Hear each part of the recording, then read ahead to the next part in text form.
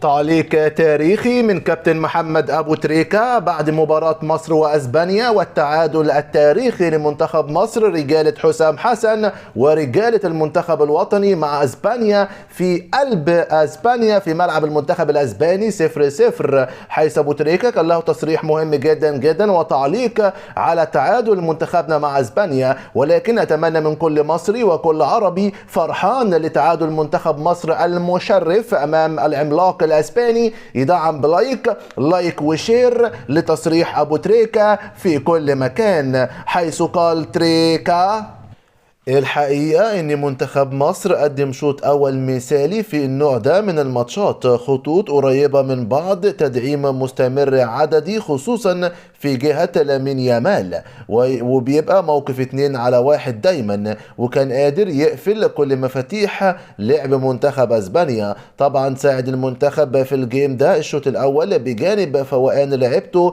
فرديا وانهم بيغطوا مساحات ضيقة وخطوط قريبة، ان اسبانيا تخلت عن لاعبتها بتاعة المساحات الضيقة زي رودري وبيدري وفيرمين لوبيز، فده خلاهم يعانوا مع اسلوب اللعب ده بالذات، بجانب التفوق الدفاعي واللي خلى اسبانيا ملهاش خطورة كبيرة. الشوط الاول انت قدرت في لقطتين تشكل خطورة، واحدة كورة جت في القائم بتاعة عمر مرموش، وكورة تانية كان ممكن امام عاشور يتصرف فيها افضل وتعمل خطورة، بالتالي عملت دورك الهجومي معقول في غياب محمد صلاح. الشوط الثاني ومع نزول بيدري ورودري وفيرمين لوبيز الموضوع بقى صعب على منتخب مصر، طبعا لان اللعيبه دي بتاعه المساحات الضيقه ما قدرتش تخنقهم ولا تضايقهم عادي، فقدروا يلعبوا في المساحات دي ويشكلوا عليك خطوره كبيره، وده طبيعي يحصل مع فارق المستوى الكبير.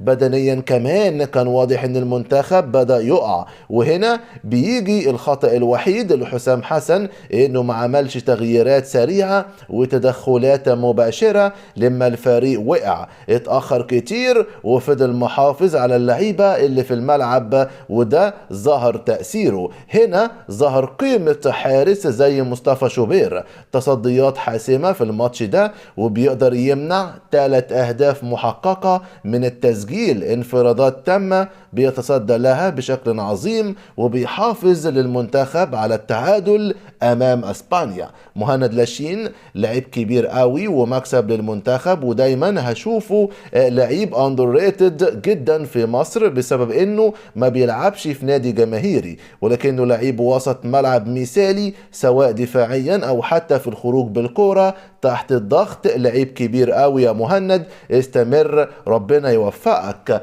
ماتش زي ده مكسب كبير انه بيديك ثقة وانك تقدر تقف قصاد المنتخبات دي كويس وتلعب معاهم ند لند بشكل هايل، ما تخافش من حد وتقدر تلعب وتقف قصاد اي فريق. ماتشات اللي زي دي بتديك ثقة وانت رايح بطولة زي كأس العالم. هاي الكابتن حسام حسن، ماتشين السعودية واسبانيا ماتشين كبار جدا، بالتوفيق في كأس العالم القادم.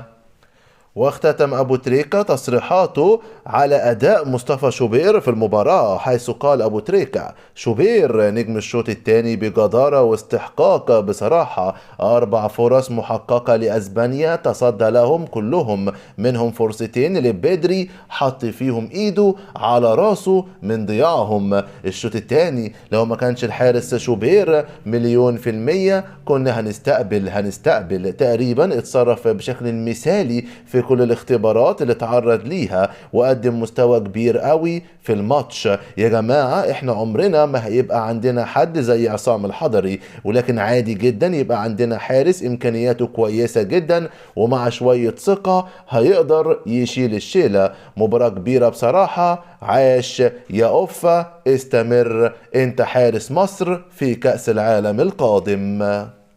وأضاف أيضا أبو تريكة: كابتن حسام حسن لو كان مدرب أجنبي النهاردة كانت عمل له تمثال، وهيقول لك شوفوا المدرب اللي رجع روح المنتخب ورجع الفراعنة من جديد. حسام حسن بيثبت للكل ان مدرب كبير قوي. احنا النهاردة شلنا المنتخب الاسباني من التصنيف الاول وحطينا منتخبنا هو المصنف الاول. كل التحية وتعظيم سلام للعميد النهاردة.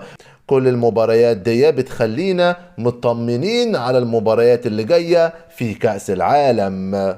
بصراحة هقول حاجة لازم كله يديله حقه فيها. الراجل حسام حسن ده كل مباراة بيتحط في اختبارات صعبة وبيثبت انه هو قدها وبيعدي منها بكل سهولة. الراجل ده بيعمل مع المنتخب افضل النتائج.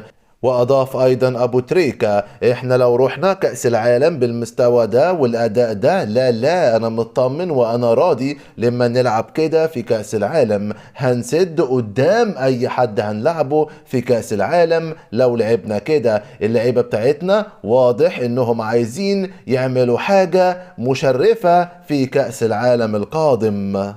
تشوف الشوط التاني والتنظيم الدفاع والحارس مع بعض ولعبهم وروحهم تقول لا احنا رجالة قوي وعندنا رجالة بتلعب. لما انتوا جامدين كده قدام الناس دي ليه في الماتشات الاقل من دي مش بنكون حلوين قوي كده؟ مع ضغط اسبانيا الكبير في الشوط التاني هل اسبانيا سجلت؟ هل شباكك اتهزت؟ لا مفيش حاجة من دي حصلت. بالعكس اللعيبة لاخر ثانية بتاعتنا مركزة 100% لآخر ثانية في المباراة. واختتم أبو تريكة تصريحاته حيث قال المنتخب عمل ماتش عالمي. عندنا منتخب لما الكرة بتجيله مش بيطفش وبيلعب عالي، لا بنلعب على الأرض وبنلعب كرة حلوة على الأرض. احنا بنتكلم على فوارق كبيرة قوي وأنا بالشكل ده في المنتخب 10/10 بصراحة في اللقاء.